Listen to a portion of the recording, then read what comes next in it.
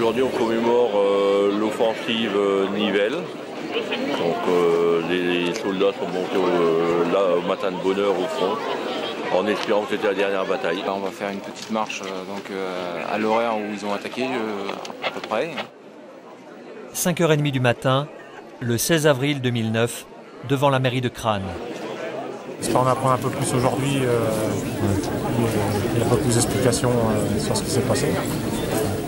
Dans la nuit, débute la marche commémorative et la présentation des faits.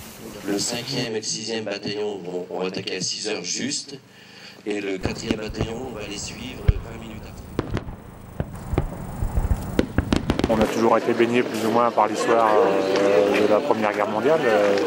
Tout le monde, il y a quand même beaucoup de grands-parents, toujours de la famille qui ont été touchés plus ou moins par cette guerre.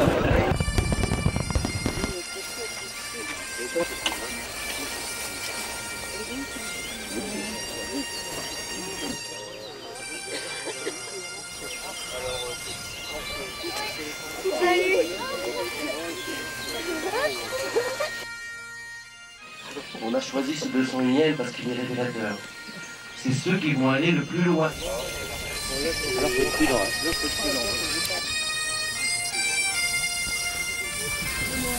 Alors elle est dure à monter. Ça va, ça va. Qu'est-ce que je comprends.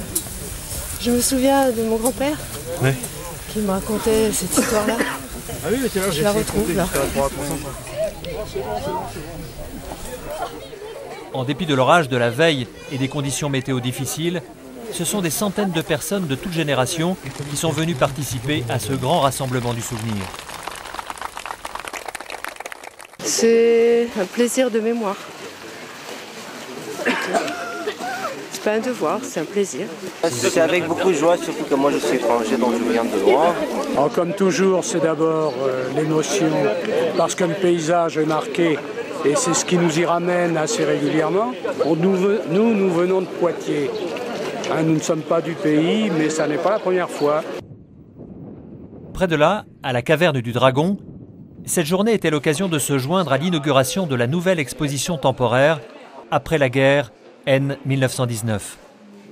Et cette exposition, dont le thème est la difficulté de revivre sur les ruines, est visible jusqu'au 15 décembre.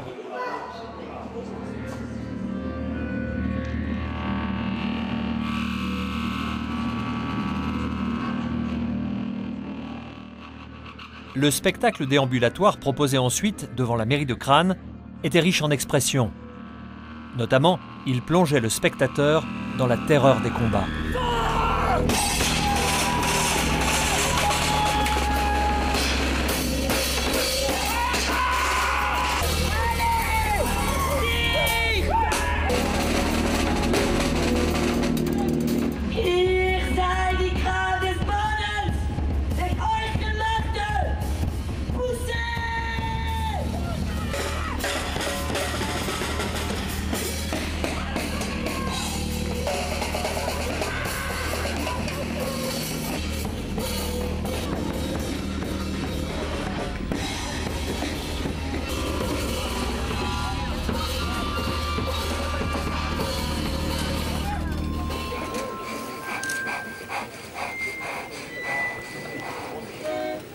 La guerre est une chose affreuse, horrible, et c'est bien qu'il y ait une transmission par des spectacles vivants, comme ça, artistiques, d'essayer de faire comprendre. Beaucoup de monde aussi en fin d'après-midi pour la deuxième randonnée qui menait à l'étape ultime de cette longue journée, le cimetière de Craonel. Là, ce sont des sonneurs bretons qui accompagnaient le recueillement au milieu des 2000 stèles éclairées par des flammes fragiles mais vivantes.